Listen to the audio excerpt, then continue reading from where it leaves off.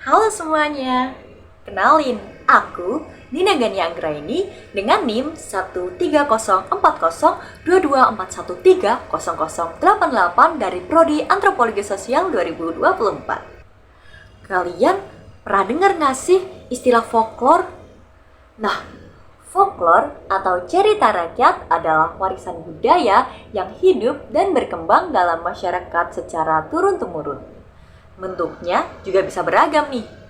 Bisa berupa cerita rakyat, lagu-lagu tradisional, tarian, peribahasa, hingga ritual atau kepercayaan lokal yang mencerminkan nilai, norma, dan identitas suatu komunitas. Folklore ini biasanya tidak ditulis secara formal, melainkan disampaikan secara lisan dari generasi ke generasi.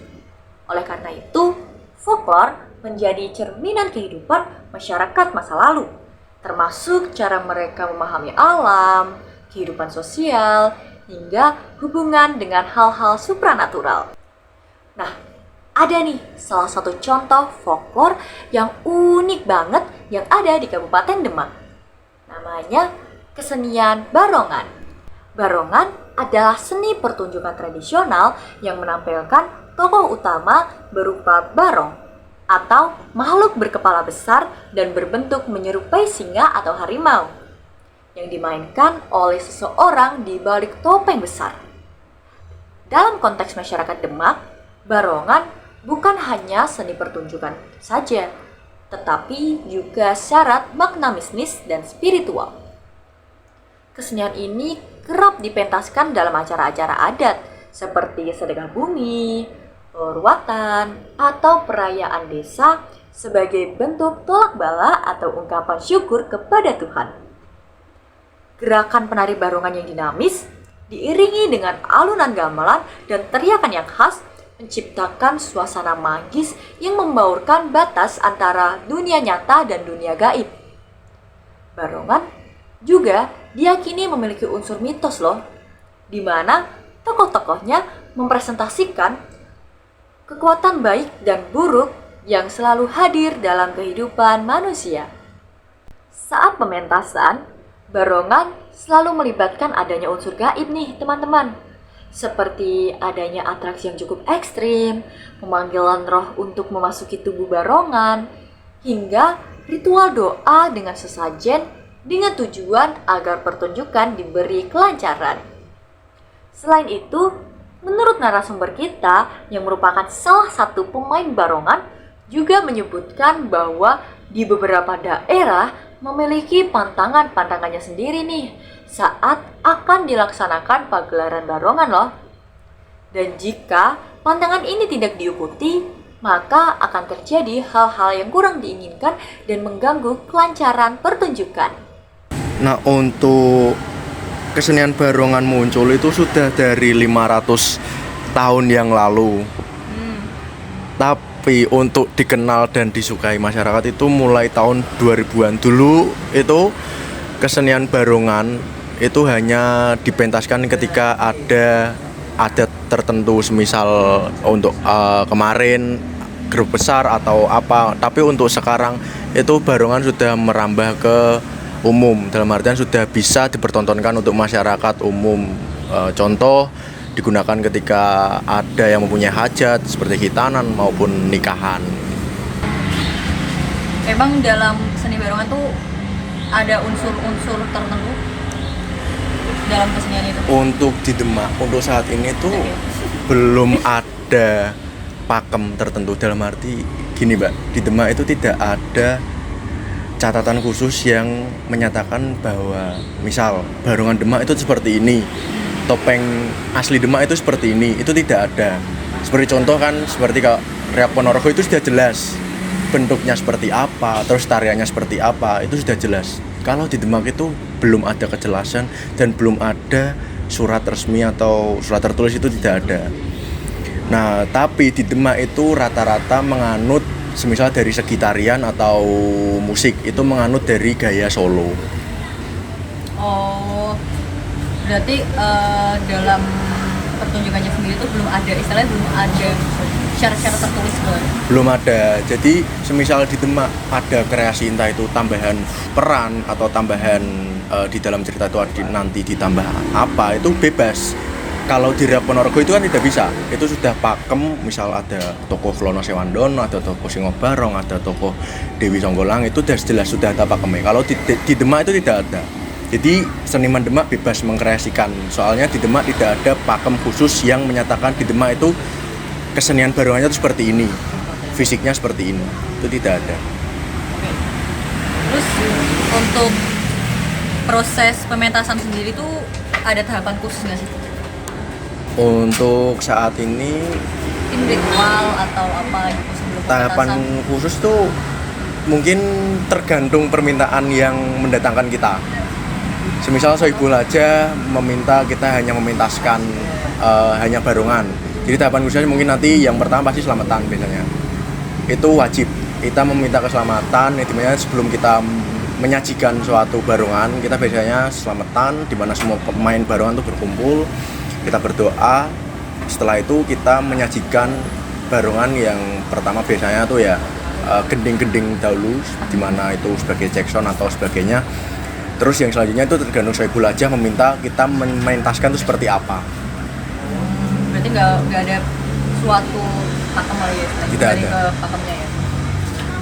Terus untuk kesenian barongan ini sendiri tuh ada fungsi lain nggak sih selain sebagai hiburan, sebagai seni pertunjukan gitu?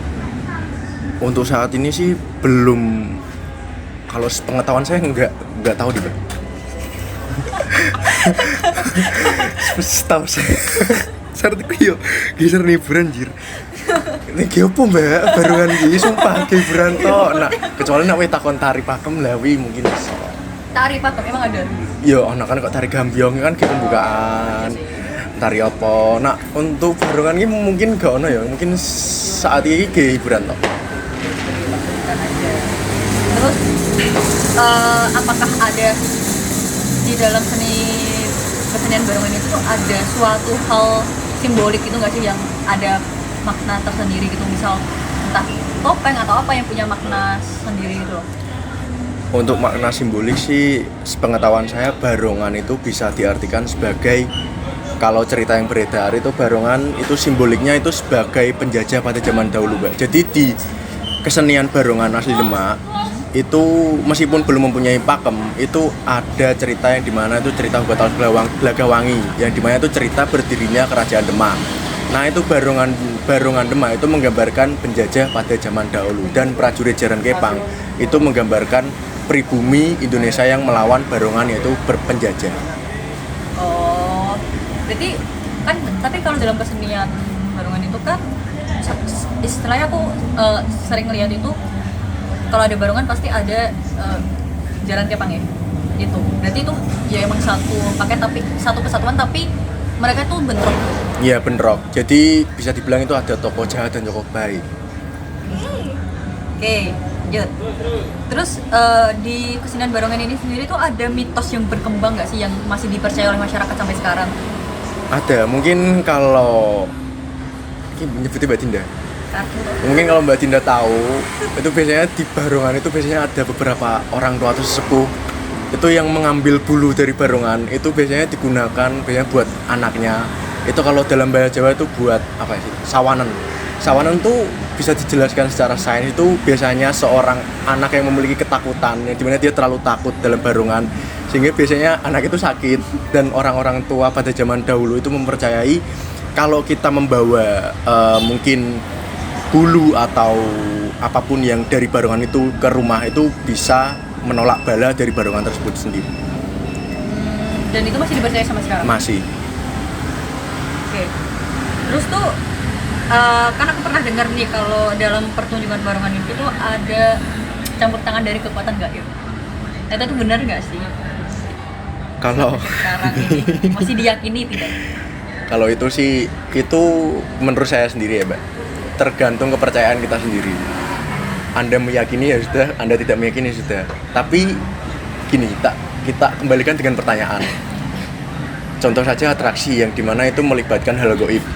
Ada orang yang tidak percaya dengan atraksi, ada yang mengatakan, wah, Allah atraksi itu tidak kesurupan beneran. Kalau kita menalar orang waras mana yang mau dimana mereka memakan beling, memakan silet terus dikeluarkan kembali dengan utuh, terus dicambuk tubuhnya. Kalau dibikin lalar kan seperti itu. Orang waras mana yang mau? Jadi kita kembalikan lagi, Anda meyakini atau tidak. Tapi kalau menurut kamu sendiri, yakin nggak? Saya percaya karena setiap pementasan barongan itu pasti ada yang namanya kalau orang Jawa selamatan, tapi biasanya di dalam selamatan itu sendiri kita istilahnya kalau dalam orang Jawa itu lu salam kepada sesepuh atau pemunden desa tersebut, yang dimana kita meminta keselamatan. Kadang kalau kita tidak mengadakan selamatan tersebut, kemungkinan bisa terjadi seperti kesurupan massal, atau ketika kita melakukan pementasan itu terjadi kecelakaan, entah itu saat atraksi ada yang berdarah atau ada yang gimana. Intinya ketika kita tidak melakukan selamatan itu, kita tidak berdoa itu pasti ada hal yang janggal yang menimpa pemain barongan. Jadi saya percaya kalau hal gaib itu juga ikut menyertai kita dalam pertunjukan yang kita sajikan. Terus ada nggak sih pantangan tertentu bagi pemain barongan? Untuk pantangan umum sih mungkin tidak ada, tapi untuk pantangan umum barongan ya. Tapi di beberapa daerah itu ada, Mbak. Seperti halnya misal kita main di daerah ini sebut daerahnya nggak apa ya? Di Cuati Ponjoharjo, Kecamatan Bonang, itu pantangannya di sana. Untuk pantangan umum warga sana itu mereka tidak boleh melontarkan nama suatu hewan, yaitu monyet kera, karena diyakini pepunden desa sana itu namanya Mbah Ki Anoman putih. Nah, yang mempengaruhi barongan ketika kita pentas di sana itu kita tidak boleh menampilkan yang dimana lakon atau tokoh kera putih itu di desa Cuati. Dan kita tidak boleh menyebut nama kera di sana.